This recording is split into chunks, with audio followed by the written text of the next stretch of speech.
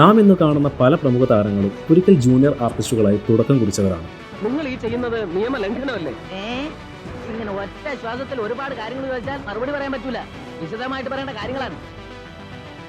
എന്റെ പേര് ബാബു.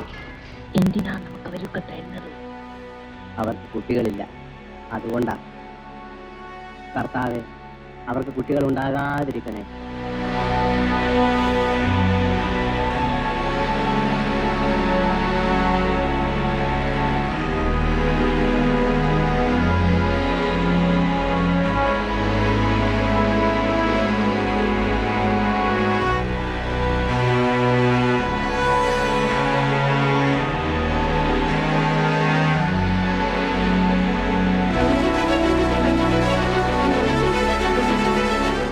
മുഖ്യമന്ത്രി അടക്കം ഏകദേശം 1000 പേർ മരിച്ചേക്കാവുന്ന വൻ സ്ഫോടനം ഈ ഗ്രൗണ്ടിൽ നടന്നു.